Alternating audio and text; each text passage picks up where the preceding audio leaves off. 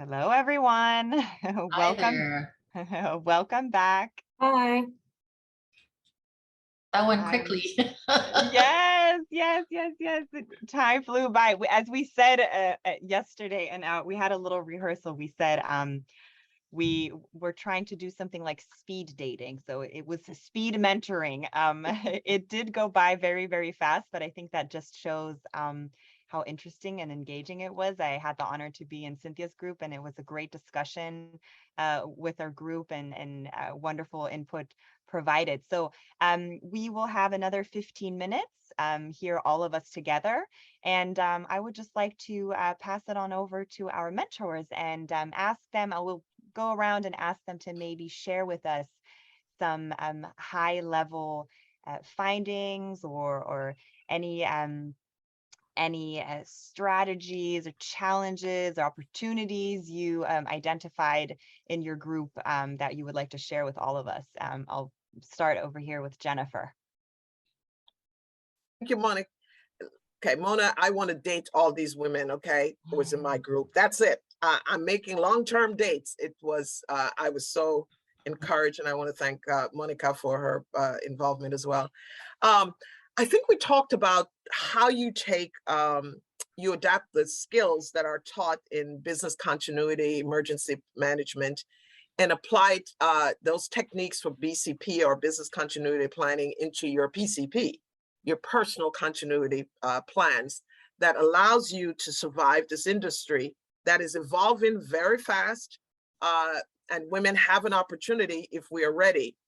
And we talk about creating SMART goals, being very specific, creating, measurable, achievable, and be timely as we think about those goals for when that opportunity comes, for mentorship, that they will know in advance and be able to gain from that experience of having a mentor. But the idea of applying disaster skill sets to your personal preparedness, I think was what resonated and hopefully was well delivered. I appreciated something that Toscas, all the ladies said, but Toscas, I shared with them a rock that I borrowed out of a magazine from McKinsey report on disaster resiliency. And it was this rock, and at the top of the rock was this one little tree. And the question was, solid rock strategy and preparedness, how do we do that? How does a tree grow out of what appears to be rock? There was no ground. And we talk about applying those rock solid techniques. But I learned so much from these ladies in their own personal, experiences with readiness and resiliency and how it can be applied to their own personal preparedness. So I'm ready to date them again. Wonderful, Jennifer. I love that. Sharice, over to you. All right. So Final thoughts? we talked about work-life balance and success and what that means to everyone and what that means to you as an individual may be different from what it means to me. And the fact that it's okay to be different from me. That's what it's all about. You should not set your goals based on my expectations, but your own. And we talked about setting expectations and boundaries, and resetting the ability. What COVID gave us was the ability to reset the way that we worked. And you never have this opportunity again, so take it. Employers are listening to you. For the first time, you have a say in demanding or setting what work-life balance means to you. But what it means to you is different from what it means to you and different from what it means to you. Figure out what makes you happy. And we talked about the fact that work-life balance does not mean that you must stop being ambitious. You must still work hard. It doesn't mean sitting down home and doing nothing. It means being ambitious and working hard when you're working and playing hard when you're playing, but finding where that balance is. We talked about quite a few things. We talked about delegation and the fact that if you could delegate and find people who you trust to assist you, that would help with your work-life balance, because then you're not trying to be a hero and do it all. We talked a little bit about social media and the fact that I'm a dinosaur. But the impact of social media as well on our success. Social media is a fantastic thing. but it's taking up so much of our time. And that we need to set boundaries, not just with our employers, but with things that we do as well, including social media. Set boundaries, just like parents set it with kids. We need to have those internal boundaries for ourselves as well, because you'll turn around, you find that you've been on TikTok for 3 hours. So yeah, we talked about a lot of things. There's some things that we talked about. Wonderful. Thank you so much, Cherise, for this amazing summary. Thank you. Cami, my friend, what about you? What about your group? Not a problem. So we talked about how women shape port digitalization, and pretty much that digital is shaping the world around us, and technology is used to provide education and services and jobs, and it's changing how we work, where we work, and the skills we need to work. So it has kept us connected during the countless lockdowns that we all experienced. And we need to be prepared for the future of maritime operations, which strives to not only accelerate digitalization processes, but being more connected, sustainable, mitigating climate impact, and being innovative in our thinking. So in essence, it was a case where we appreciated and acknowledged that both men and women use digital technologies. And equally, we need to be involved in reimagining and reshaping the future of shipping. Wow, beautifully summarized. Thank you, Kemi. Yvette, tell us a little bit about some of the discussions in your group. Well, thank you, Mona. Sabina joined us. I probably did most of the talking, but by way of what we covered, these ladies are amazing ladies who hold on business and operations for so many spaces in maritime business. And so I wanted them to remember that they are their most important business, and they have to strategically manage themselves. And I'm happy, I wish we could cross-pollinate, because the work-life balance sounded like this is what it was. But, I told them, what I've learned is that they have to be strategic and intentional if they are going to move forward professionally and even personally. And so this is a concept that I have: map it, M, find a mentor, A, ask for help, be not afraid, make a plan, the P, the I, if there's information, go find it. If there's some competency to master, then iterate, practice until you have it. And then be thankful and thoughtful as you move forward. So the Jim Collins gave us something, I didn't call it that, but the hedgehog principle is that we curl around our core. So as you think about moving forward, what is it that you do best? Think about that thing, building on it for capacity building for the sector and for you, and be intentional about it. So remember that a dream has to be written down with a date before it becomes a goal, and the goal taken in steps becomes a plan, and the plan matched by action becomes reality. So it's really being intentional about growing, because we just went through 2 years of a pandemic. Some people grew through that and some people did not. But it's the intentional management of ourselves as our own best business that gives us that ability. And also, whatever it is that we want to achieve by way of professional competence, when we build on ourselves, people come to us and pay us for it. So that's kind of the discussion. Yes. Wonderful, Yvette. Thank you for that summary, and it was very inspirational how you shared that with us. So thank you very much. And then last but most certainly not least, Cynthia. I was in your group, so I know what we talked about, but please share with the rest of us. Well, I'm just going to hit some of the highlights. First of all, our group was fantastic, and women from different fields with different levels of experience, and having already overcome obstacles or found ways around obstacles to grow and to sustain what they were doing. And so I enjoyed hearing that, and I wish we could have had it for longer, because as I think we said earlier, we learned from this. And it's very important for me to listen to what people are facing right now.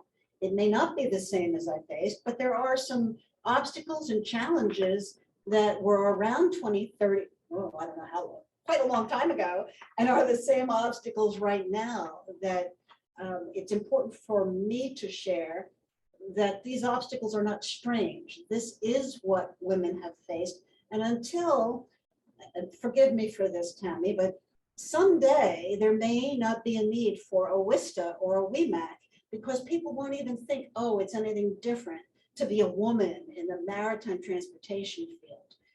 When we get to that, we really will have succeeded by normalizing the way the world should work. Right now, we're not there.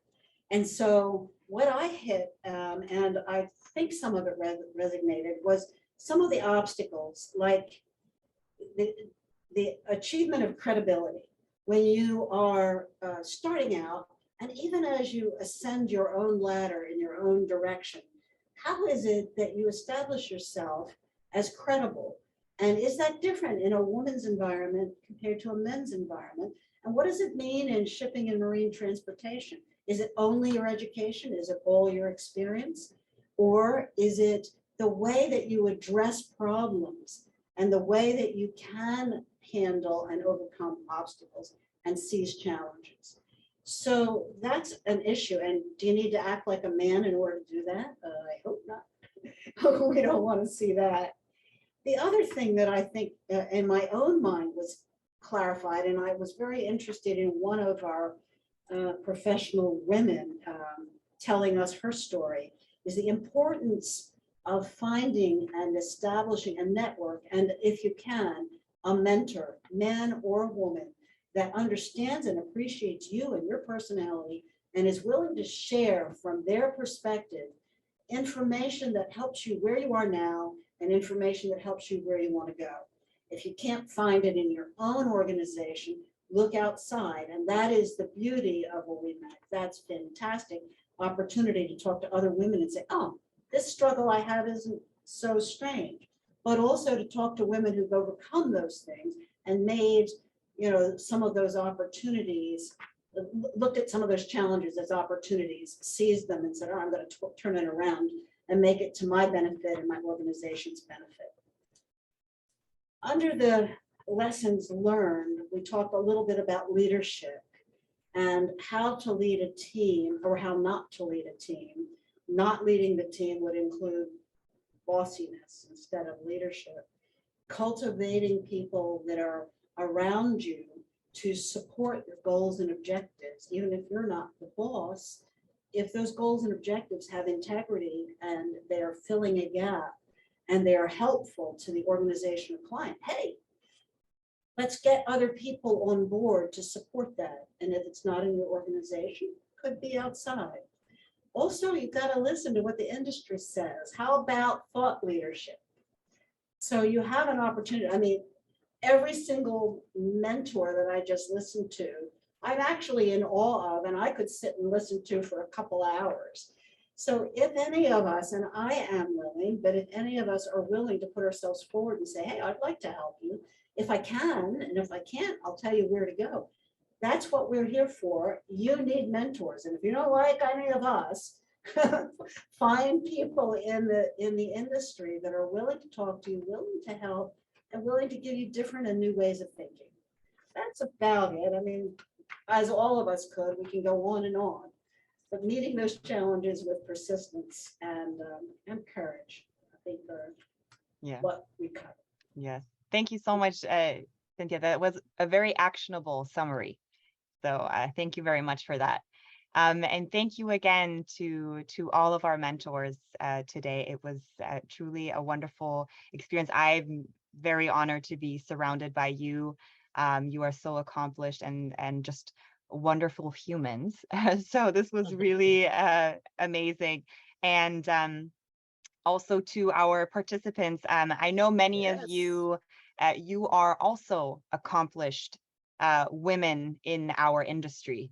and you are very resilient and innovative, and it's just wonderful to also have learned from you. Again, like we said, it would have been nice to just keep doing this for the rest of the day, because this is just so much fun and just a wonderful form to stay connected. And we're looking forward to hopefully doing this again soon. Just a brief some deets on the next steps. We will share the presentations on our website. We will make sure that you will all be receiving the link and the information on how to access the presentations, as well as the recording. And we will also share with you all the bios of our mentors, just for due diligence, so that you have those also handy. And if it's okay, also their contact information, so that we can stay in touch and we can stay connected. Thank you all so much for giving me the opportunity to join you today. It was really wonderful, and I was very honored and in awe of you all. So thank you very much. It was wonderful. And I will now pass it on over to Tammy and Jorge for their closing remarks. Thank you so much. This was such a powerful, powerful session. My God, you know, and like everybody said, I think it's something that we should continue. You know, we should continue. We should have different sessions. I learned so much from Charisse. It was a breath of fresh air, you know, being a fellow dinosaur. And the mapping from Yvette, oh my God, it's just amazing. And I know that the women would have taken so much from you. A big part of what we do at WiMAC has to do with visibility and networking. And here you are, very visible. You know, you are what these women are seeing and saying, my God, like that's what's going on in the industry. You mean there are women doing these things? You know, so it's one step closer to our women seeing what is there in the maritime industry, the empty seats that are there at the table for them to take, and they do have the opportunity, you know. So I just want to say thank you to everyone, and this has been a major success. It's everything I imagined and more, and I look forward to the next one. Thank you so much. Well, thank you, Tammy, very much, and thank all of you, really all of you, for this wonderful, wonderful session. In fact, we have been in talks, Tammy and I, and WiMAC and CIP, to sign, in fact, a memorandum of understanding, an MOU, so that we can put a legal basis for this cooperation. And this means, obviously, we're thinking of doing more things. Otherwise, we wouldn't do the MOU. So this is news for everybody. And I think it just goes to support this type of action, this type of innovative, collaborative work with all, you know, leaders in your areas, giving your time, your experience, your knowledge to those who are interested in it. So thank you very, very much. Like Mona said, we will have Monica will put this up in the appropriate part of the portal. You will all get a link to it.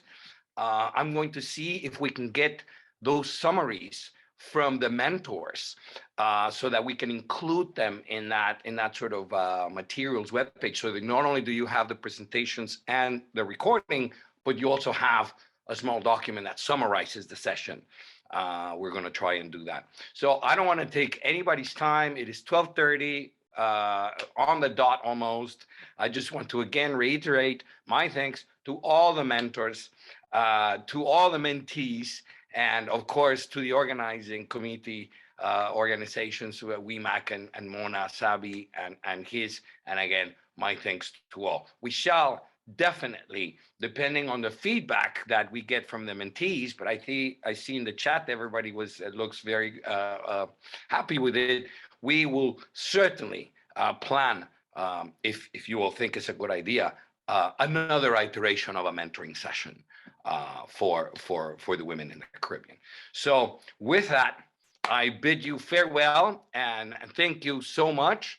And Mona, I'll leave you the last words. Go ahead. Thank you, Jorge. Thank you. I see Jennifer clapping. I'm also clapping over here. Yes, as Jorge said, we will make sure that you receive the presentations and that we will most certainly have another opportunity to meet like this again. And I just wish everyone a wonderful and very productive rest of your day, and we'll be in Thank you. touch. Thank you all Thank so you. much. Bye. Bye.